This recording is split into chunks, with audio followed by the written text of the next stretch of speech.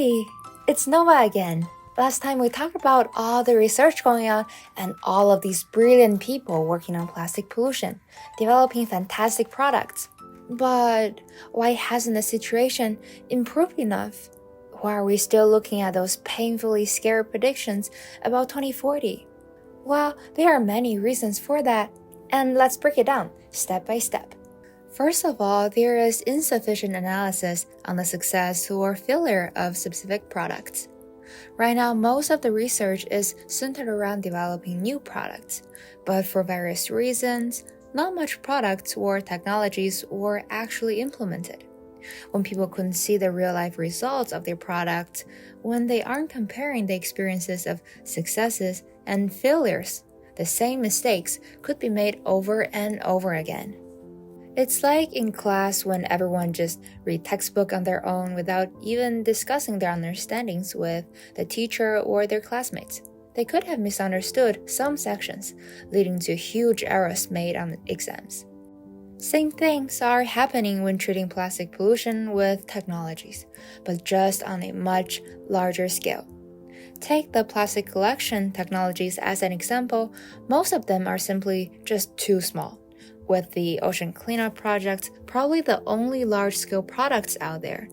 If these small companies can receive more assistance from the government and from each other, creating a collaborative network, more solutions can be produced, and larger impacts can be made in a shorter amount of time. This lack of communication and collaboration also leads to great overlaps in ongoing researches, which leaves a lot of loopholes and gaps in certain areas. For example, most of the current research and product designs are focused on collecting macroplastics, the bigger ones, the plastic debris that we can see floating out there in the ocean, such as plastic bags, bottles, etc. There is little to no attention paid to microplastics. Microplastics are basically the residual of the bigger plastic pieces. It is what macroplastics eventually break down into. Right now, the only working products on the market is probably the coral balls mentioned before. If microplastic prevention technologies stop at these residential levels, and researchers overemphasize the bigger macroplastic prevention, we would be missing an important piece of the puzzle. Ultimately, microplastics are more harmful as they could easily disperse throughout the world due to their extremely small size, and negatively impact almost all marine animals and humans. If all these organizations and companies collaborate, sharing their strength and improving on their weaknesses together, along with increased support from the governments, they will soon be able to scale up their localized solutions to an international level. For example, Bluefin is currently only operating in Dubai. Waste Shark is only implemented in a few marinas in Netherlands, Dubai, and the UK. With governmental collaboration and assistance, they are sure to bring their products to more parts of the world.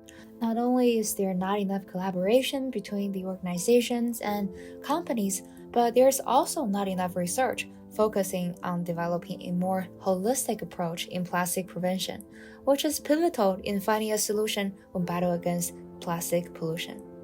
As we have mentioned before, there is already an abundance of products that monitor and track plastic pollution, ranging from sensors, algorithms, to apps.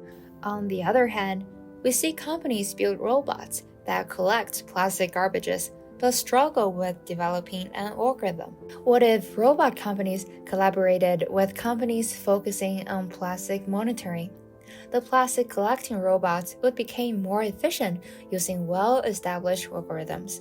The plastic monitoring system can also unlock a large pool of data that would be useful to train and improve their own system.